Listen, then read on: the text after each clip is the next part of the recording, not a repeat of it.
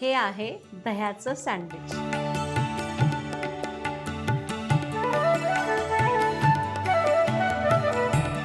दह्यापासून sandwich तयार केलंय बरं का. आता दही घातल्यामुळं बऱ्याचदा काय होतं, एखादा पदार्थ मऊ होतो, म्हणून आपण दही त्याच्यामध्ये वापरतो. पण आज आपण सँडविचमध्ये दही वापरलेलं आहे. मी तर म्हणते सगळ्यात जास्त प्रमाण दह्याचंच आहे. तरीसुद्धा सँडविच अजिबात मऊ पडत नाही, मस्त कुरकुरीत होतं, चवीला पण भारी लागतं. अगदी तुम्हाला पार्टीमध्ये करायचं असेल ना, तरीसुद्धा तुम्ही हे करून ठेवा, पाहिजे तेव्हा ग्रिल करा, असं सुद्धा करता येईल. एवढंच काय, नाश्त्यासाठी सुद्धा करू शकता. त्यासाठी व्हिडिओ शेवटपर्यंत बघा आणि आवडला तर लाईक करा. नमस्कार, सरिताच्या स्वयंपाकघरात म्हणजेच आपल्या सरिताज किचनमध्ये आज आपण करणार आहोत दह्याचं सँडविच, ते सुद्धा ग्रिल करून केलेलं. करायला एकदम सोपं आहे. रेसिपीला सुरुवात करूया.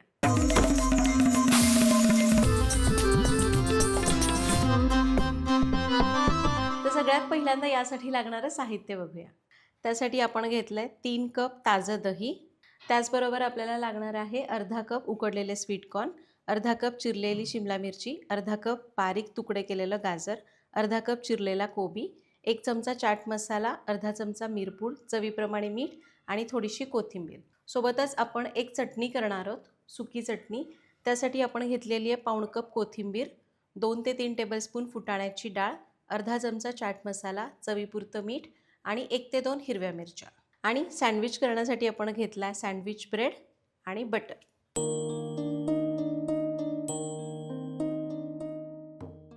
साहित्य बघितलं, रेसिपीला सुरुवात करूया. तर आता दह्याचं सँडविच करतोय. दह्यामध्ये पाण्याचा अंश बराच असतो, त्यामुळं आपल्याला सँडविच करण्यासाठी वापरायचं आहे घट्ट दही. तर इथं मी हे घट्ट दही तयार करून घेतलंय. हे कसं तयार केलं ते तुम्हाला मी सांगते. तर काय करायचं, दही घ्यायचं, एखाद्या बोलवर चाळणी ठेवायची, कॉटनचा स्वच्छ कपडा किंवा रुमाल ठेवायचा आणि त्यावर हे दही काढायचं. हाताने शक्य होईल तेवढं पिळून घ्यायचं आणि त्यानंतर याला थोडंसं असं सपाट करायचं, एखादी ताटली ठेवायची आणि वरून काहीतरी जड वस्तू ठेवायची. मग एखादा जड डबा ठेवू शकता, असं काहीतरी खलबत्ता वगैरे ठेवू शकता आणि याला तास ते 2 तास असंच ठेवून द्यायचं. यातलं जास्तीचं पाणी सगळं खाली जमा होतं. हे तुम्हाला दिसत असेल, इतकं पाणी निघालं 3 कप दह्यामधनं आणि आपलं हे घट्ट दही तयार झालं. हे दही सँडविचसाठी मी 2 तास ठेवलेलं आहे. चक्क्यासाठी आपण श्रीखंड घेतो की नाही, श्रीखंडासाठी याहून जास्त वेळ ठेवावं लागतं, म्हणजे आणखी घट्ट होतं. तर आपल्याला सँडविचसाठी 2 तास बांधून ठेवलेलं दही पुरेसं आहे. सँडविच करायला सुरुवात करूया. तर पहिल्यांदा करूया सँडविचची चटणी. सँडविचची चटणी शक्यतो ओलसर असते, पण आपण इथं दह्याचा वापर करतोय, त्यामुळे आपण सुकी चटणी करणार आहोत. त्यासाठीचं साहित्य तुम्हाला दाखवलेलंच आहे. तर आपण मिक्सरच्या भांड्यात घेऊया कोथिंबीर. पाऊण कप कोथिंबीर घेतली. त्यामध्ये घालूया 1 हिरवी मिरची, 2 ते 3 टेबलस्पून फुटाण्याची डाळ, चाट मसाला अर्धा चमचा आणि चवीप्रमाणे मीठ. पाणी घालायचं नाही, याला बारीक करून घेऊ. आणि हे घ्या, आपली मस्त हिरवीगार सुकी चटणी तयार झाली. चटणी तयार झालेली आहे, दही आपलं घट्ट झालेलं आहे. लगेच सँडविचचं मिश्रण करूया. तर त्यासाठी एक मिक्सिंग बोल घेतला आहे. आपण तयार केलेलं दही यामध्ये काढायचं आहे. तर हे घट्ट दही आपण एका मिक्सिंग बोलमध्ये काढलं. यामध्ये घालूया बारीक चिरलेलं गाजर. गाजर एकदम बारीक चिरून घ्यायचं. बारीक चिरलेली शिमला मिरची, उकडलेले स्वीटकॉर्न आणि बारीक चिरलेला कोबी. यासोबत यामध्ये घालूया थोडीशी कोथिंबीर, चवीपुरतं मीठ, काळी मिरीपूड अर्धा चमचा आणि 1 चमचा चाट मसाला. आता हे सगळं चांगलं या दह्यामध्ये मिक्स करून घ्यायचं आहे. याला आपण मिक्स करून घेतलं आणि आपलं हे सँडविचचं मिश्रण तयार झालं आणि तुम्ही बघाल दही वापरलेलं आहे, पण मिश्रण छान घट्ट आहे. त्यामुळे सँडविच अजिबात सॉगी होणार नाही, म्हणजे ओलसर होऊन मऊ मऊ पडणार नाही. आता आपण सँडविच भरायला घेऊया. तर 2 सँडविच आपण एका वेळी भरून घेऊ. 4 ब्रेड स्लाईस घेतले. 2 ब्रेड स्लाईसला आपण थोडंसं बटर लावून घेऊया.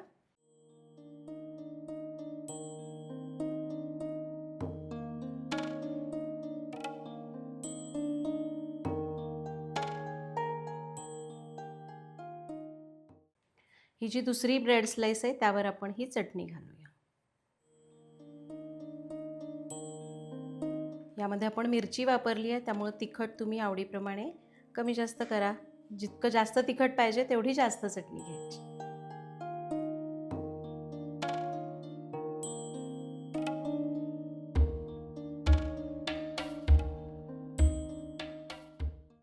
एका बाजूला बटर, दुसऱ्या बाजूला चटणी लावून घेतली. आता ज्या स्लाइसवर आपण चटणी घातली आहे त्याच स्लाइसवर आपण हे सँडविचचं फिलिंग घालू आणि याला पसरून घ्यायचं. जेवढं जास्त तुम्हाला फिलिंग भराल तितकी चव चांगली लागणार.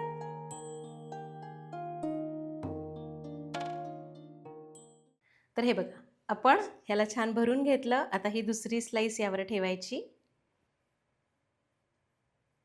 हे जे सँडविचेस आहेत, समजा तुम्हाला पार्टीसाठी करायचे आहेत, तर तुम्ही काय करा, हे सगळं आपण जे सँडविच भरून घेतलंय हे असंच्या असं भरायचं.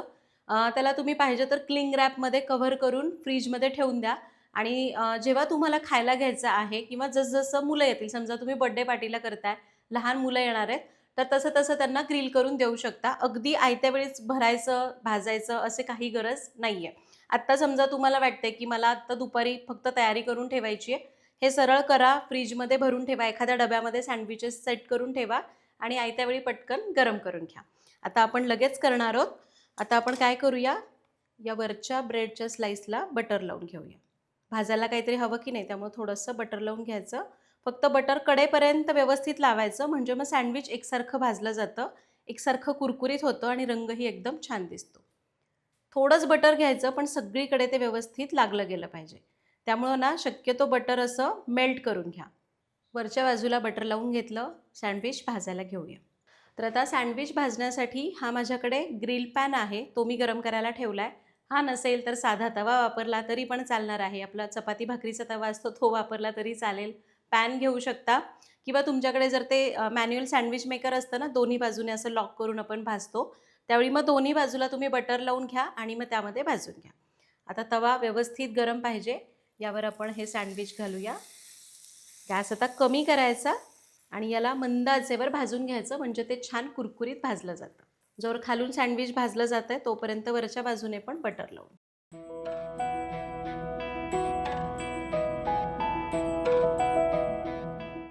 बटर लावून घेतलं. याला आपण थोडंसं प्रेस करूया.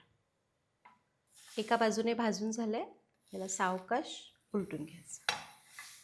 आता दुसरी बाजू पण साधारण मिनिटभरासाठी किंवा एक अर्ध्या पाऊण मिनिटासाठी मंद आचेवर भाजायची. हे सँडविच करत असताना ते मऊ पडण्याची शक्यता असते जर तुम्ही दह्यातलं पाणी व्यवस्थित काढलं नाही तर.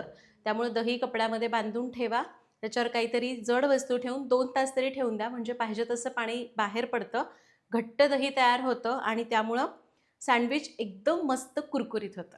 दुसऱ्या बाजूने पण सँडविच भाजलं आहे, वरून पण छान क्रिस्पी झालं आहे. दुसऱ्या बाजूने पण छान क्रिस्पी झालं आहे, बघूया. तर हे बघा, ही बाजू आणखी मस्त भाजली गेली, क्रिस्पी झाली आहे. सँडविच काढून घेऊ. मस्त क्रिस्पी झालं ना, अजिबात मऊ पडत नाही. हे सँडविच झालं. दुसरं पण भाजून घेऊ. दुसरं सँडविच भाजताना पण आपल्याला तीच काळजी घ्यायची आहे. तवा व्यवस्थित गरम पाहिजे. बटर लावलेली बाजू खाली करायची, गॅस एकदम कमी करायचा, वरून थोडंसं प्रेस करून घ्यायचं आणि बटर लावायचं. आता दोन्ही बाजूने मंद आचेवर सँडविच छान खरपूस भाजून घ्यायचं. किती सोपं आहे बघितलं ना. एकदा दही तयार झालं ना, एकदम घट्ट दही तुम्हाला मिळालं की त्यानंतर अगदी एक 10 ते 15 मिनिटामध्ये तुमचं फिलिंग आणि चटणी तयार होईल आणि जसं हवं तसं तुम्ही याला भरून घ्या, पाहिजे तसं ग्रिल करा. तर दुसरं सँडविच आपण भाजायला टाकलं आहे, हे मस्त तयार झालं आहे, क्रिस्पी झालेलं आहे. कट करून दाखवते. तर आहा, मस्त सँडविच तयार झालेलं आहे. दुसरीकडे हे सँडविच पण भाजत आलेलं आहे. याला उलटून घेऊया. तर अशा प्रकारे आज आपण इथं मस्त क्रिस्पी दह्याचं सँडविच कसं करायचं ते बघितलं. करायला एकदम सोपं आहे. तुम्ही फक्त इथं सांगितलेल्या टिप्स वापरा. इथं मी ज्या भाज्या वापरल्यात ना, तुम्हाला पाहिजे की ही भाजी नको आहे, मला दुसरी हवी आहे, तर तुम्ही तुमच्या आवडीच्या भाज्या वापरून हे सँडविच करू शकता. फक्त कुठल्याही प्रकारचं सँडविच करत असताना ज्या टिप्स सांगितल्या त्या नक्की फॉलो करा. सँडविच भाजत असताना एकदम मंद आचेवर भाजायचं. हां, तुम्हाला जर वाटतं हे सँडविच मला ग्रिल करून नको आहे, असंच खायचं आहे, तरीसुद्धा चालणार आहे. हे तुम्ही सँडविच फक्त ब्रेडमध्ये मिश्रण भरलं की त्याच्या कडा कापून टाकायच्या आणि असंच्या असं तुम्ही कच्चं जरी खाल्लं तरी पण चालेल, म्हणजे ग्रिल न करता केलं तरी पण चवीला खूप मस्त लागेल. तर तुम्ही पण ही रेसिपी नक्की करून बघा. तुमच्याकडे काही सँडविचचे वेगळे प्रकार असतील तर मला कमेंटमध्ये सांगा. भेटूया पुढच्या भागात. धन्यवाद.